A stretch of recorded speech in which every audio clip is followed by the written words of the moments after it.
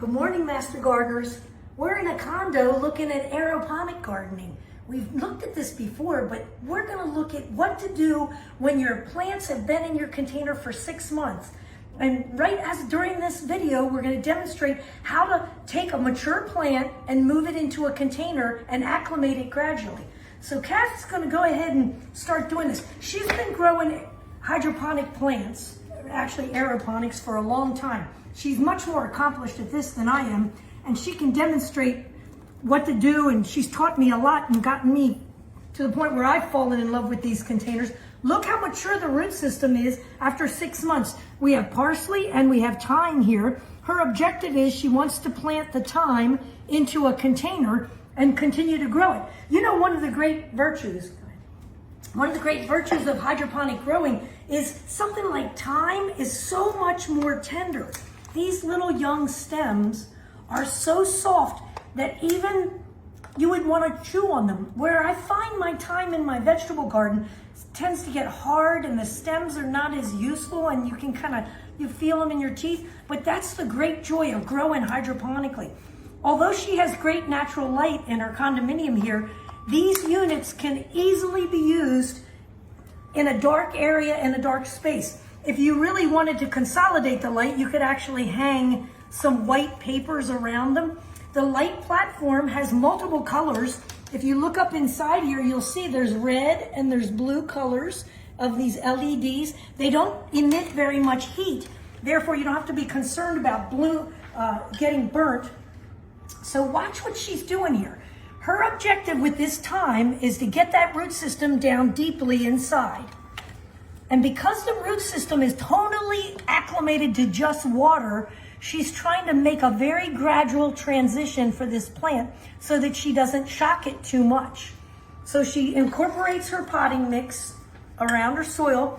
She's going to use a water meter in the days to come. She's not going to move this out on the patio yet. She's actually going to keep it near the unit right here and gradually get it acclimated indoors. And then if she wants to later on take on the option of moving it outside, she can do that. But this is an old plant. It has been in this hydroponic system for 6 months. And because of that, she has to be a little more gentle with this transition period. And we leave it in the plastic. Yep. So let me show you the little platforms. They're grown in little sponges. If you're not familiar with aeroponic growing, this is an actual little sponge. And they describe it as biodegradable. And when you're using them in these units, there's a plastic cage around them. Here's the cage that it's in to start with. So she has not removed any of that. And she just gently lifted it out. One of the concerns, there's a recirculating pump in here. Sometimes you'll find your root system gets down into your pump, and you have to be careful because when you lift your roots out, sometimes the little sponge that covers the filter comes out with it. So you got to be a little bit careful with those things. This parsley, she's just going to put right back in again. I think that's what her long-term objective is here. Oh, wrong way.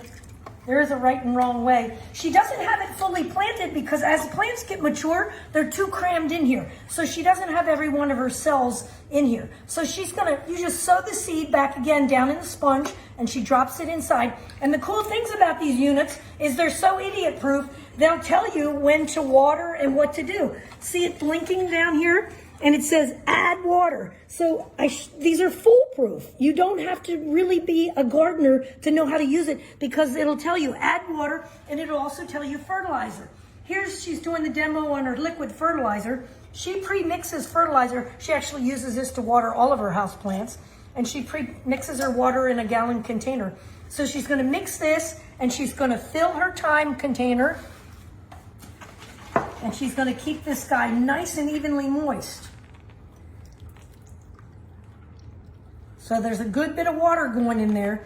She wants to keep it, she'll be monitoring it with this gauge to make sure it stays moist. And she'll do her measurements up near the plant itself. She's not gonna read the soil moisture out here. She's gonna read the soil moisture in the area where she knows that her roots are. So that's her long-term objective, keeping this just sitting near her plant light, getting it acclimated because she wants to eat it and have it in her kitchen.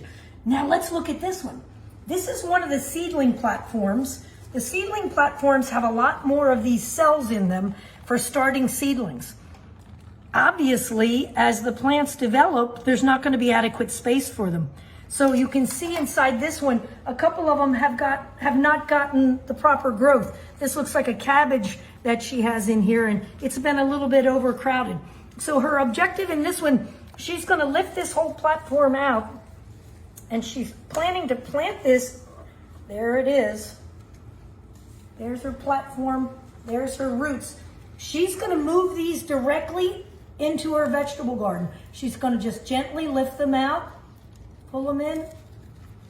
And Kat, what was you're moving them directly into the vegetable garden, right? Mm-hmm. Right from here. Exactly. Yeah, she's not going to do any acclimating with this guy at all, except she's going to move it on their porch first. That's right. Yeah. I'm sorry. She is going to put this whole container outside on her patio for a couple days first. You know, you have to not only acclimate your plants to full sunshine, you got to acclimate them to air movement. So she has a morning sun facing patio. She'll take this whole unit and just leave it sit out on her patio for about 2 or 3 days and get the plants acclimated to air movement. And then she's going to shift them right into her vegetable garden area that she has in the city property here in the town. So anyway, these are really cool tips.